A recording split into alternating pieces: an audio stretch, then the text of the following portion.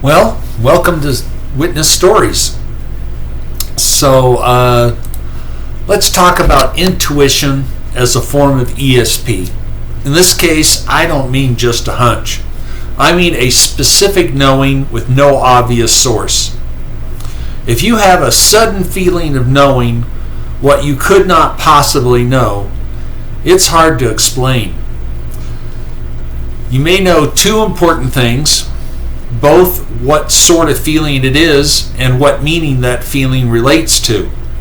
Sometimes you may also need to refocus on it to query it and dig out more important parts. And you also know it didn't come from your normal rambling mind, not from yourself. It's a little like a smell, and it's a smell coming from some other direction, not you. And by some vague memory, you know that smell is maybe vanilla or something. It's something like that.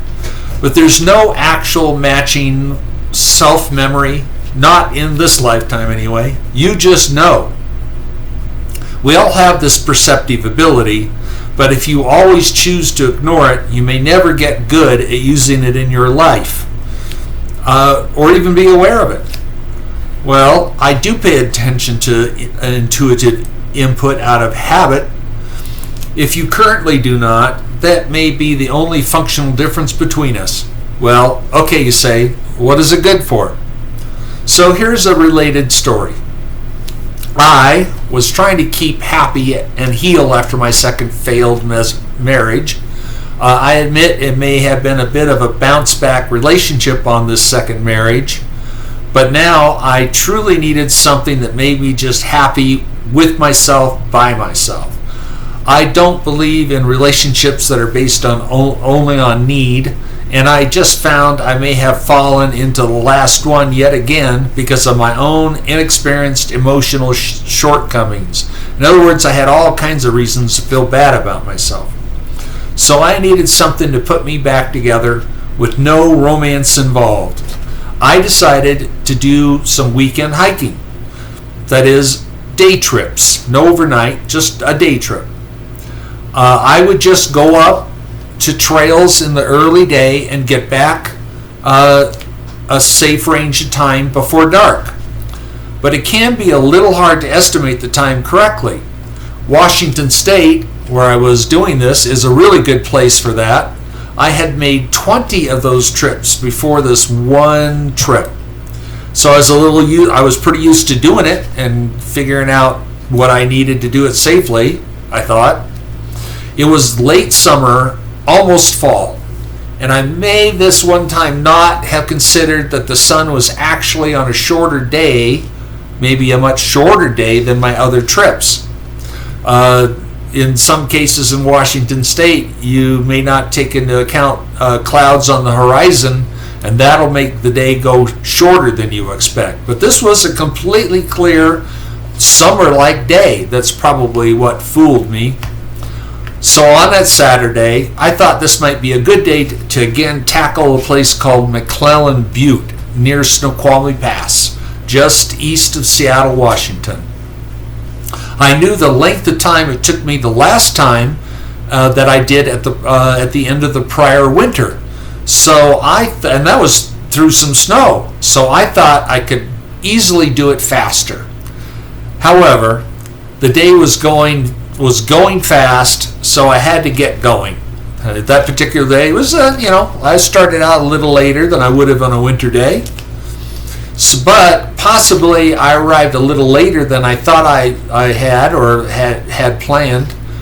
But I still felt that I could get it done just fine. So I got to it. And I climbed for nearly 80% of the hike up. I wanted to see what this looked like in the summer. The view was very impressive in the winter. And I was getting close to the last turn in the trail at that 80% mark.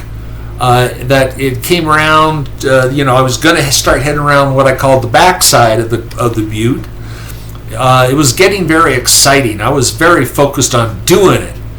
But then I got suddenly, I was just ready to make the turn south towards the backside, and I got a very strong, instant feeling of serious impending something. I did not even know what. But for 1/2 second, I ignored that. But then I knew not to ignore your feelings. And when I focused on that feeling in that brief fraction of a second, the next impression was, leave now. Go quickly. Ooh. So I went, oh crap. But I was so close. But I could not ignore what I felt to be right. I'm a person who follows what they feel to be right. That's a good habit of mine. I do have that in my soul, the serious importance of doing right.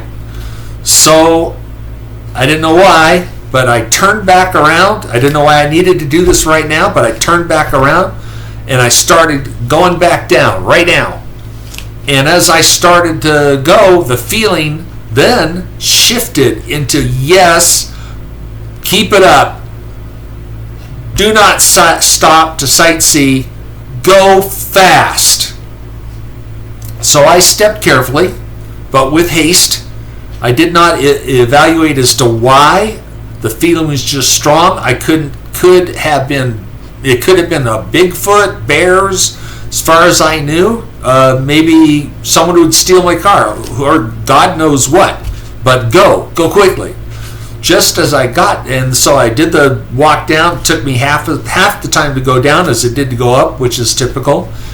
Just as I got down to the last stretch of forest, right next to the parking area, the night finally just went totally black.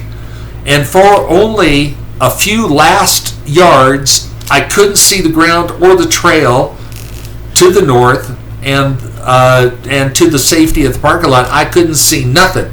But just before it got dark, I knew where I was. It was a clear pathway heading that way, and I was already faced going south through that pathway.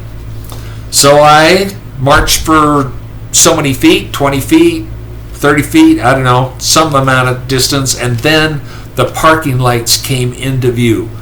I got to my car, and I had to feel for my keys and find the lock to open the door. So just a minute or two further up the trail, around any turn at all, and I would not be able to know what direction to head to save myself from the early fall cold at that altitude. You could have died from hypothermia. So following my intuition certainly saved my life. This was not the only time intuition was useful to members of my family that I live with my parents, but certainly it applied this time. So I believe. I can't hear words from my guides like some other people can, but I do have my feelings, and apparently gut feelings. Good thing I do take those seriously.